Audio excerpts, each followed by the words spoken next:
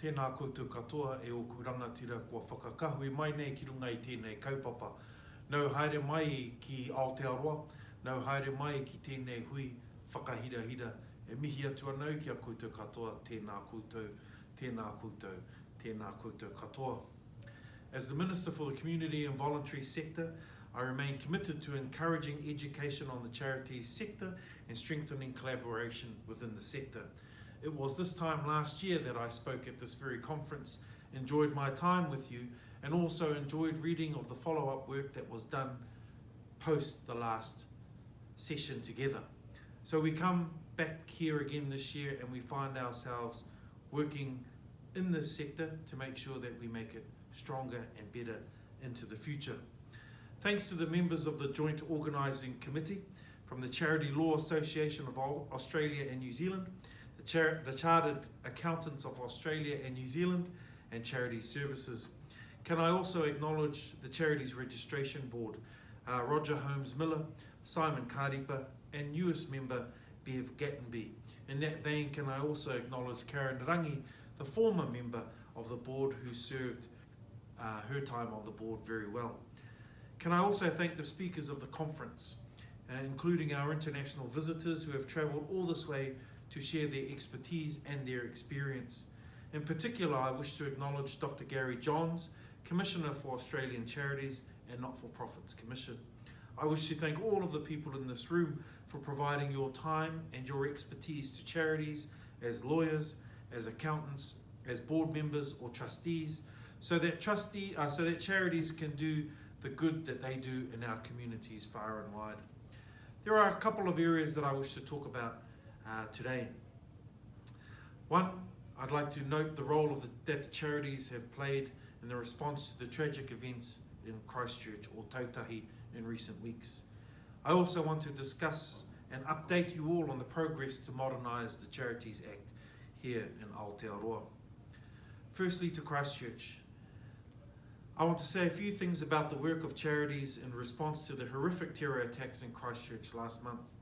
In the wake of this tragedy, we have seen an outpouring of sympathy from people in Aotearoa and around the world for the victims, their families, and the New Zealand Muslim communities. People want to help, and they have helped in a big way through donations. The public has donated over $20 million to assist people impacted by the attacks, and that figure is growing today. This shows us that people are generous, but it also shows us they have confidence in our charities to look after their donations and put them to good use. Can I acknowledge the charities themselves who are raising funds and connecting the donations to the people and communities who need it the most. This mahi is so important. It has already helped victims and their families with immediate assistance, and it will be a strong part of helping our communities who have suffered so much loss to recover. In times like this, we see strength of charities to identify and understand the needs in their communities on the ground and pull together to meet those needs collectively. Can we also share a quiet reflection for those impacted by the devastating act of terror in recent times? Two more modern issues: modernising the Charities Act, my vision and what I will hope to achieve in my role as the Minister for Community and Voluntary Sector. Last year at the conference, I talked about the work commissioned to modernise the Charities Act. This remains our number one priority. The mahi for this particular space is currently underway, and meetings have been held in areas like Pōneke, Tāmaki Makaurau or Tautahi, and even in our rural communities to make sure that everyone finds their voice on this particular piece of work. I want to make sure that the sector has the right tools and support in place to continue to grow and make a difference in their communities. I believe communities are best placed to build on their own strengths, and we want to make sure that the community leaders are enabled to develop and lead projects that make a difference to local people. Our goal is to ensure that the sector enjoys the trust and confidence of the public by making sure the Act works well for charities, the regulator, professionals who advise charities, and the wider public. An effective Act will ensure charities have as much positive impact on society as possible. An effective Act allows charities expertise and independent voices to help inform the policies and services that affect their communities. It will ensure that the public has accessible information on how charities are working so they can have trust and confidence in the sector. So where are we now with that piece of work? My officials and I have made good progress with the work to modernise the Charities Act, and we are now in the middle of public consultation. In February, my officials released a discussion document for public consultation outlining the key issues for charities and seeking feedback on how the Act is working now and what could be improved. I want to thank all the members of the core reference group and the sector user group that gave their time, expertise and effort in helping officials understand what the issues are. I wish to acknowledge those at the conference, Sue Barker, Donna Flavel, Dave Henderson and Anaru Fraser from the core reference group. We have not always agreed, but the different viewpoints and robust discussion has contributed to making this process very strong.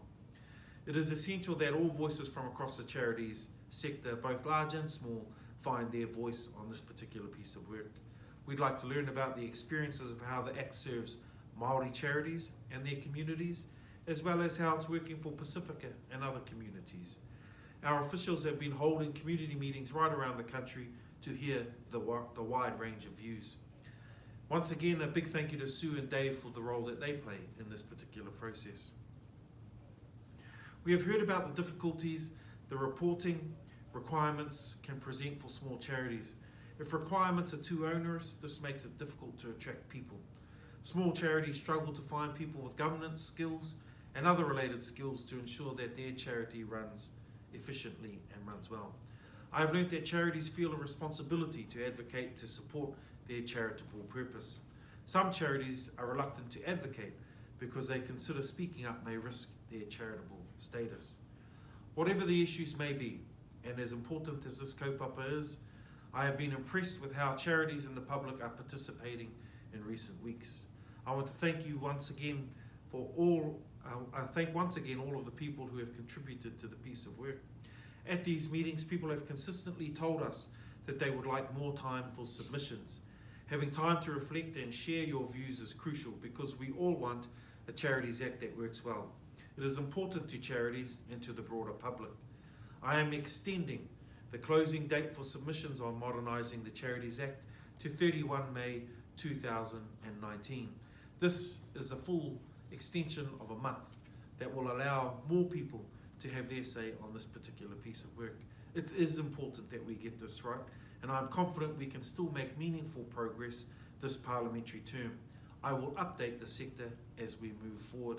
In conclusion, can I challenge you all to have honest and frank discussions in this forum to make sure that the roles that you play to serve the charities far and wide are meaningful and actually are complementary in much of what's being done. Finally, we can't measure our success on how well this particular forum went, but more on the work that we do after this. I look forward to follow up the work and the discussions that have been had here over this particular hui, and I look forward to perhaps in the next year sharing further developments in this important piece of work. I say to you all, noho ora mai, tēnā koutou, kia ora tātou.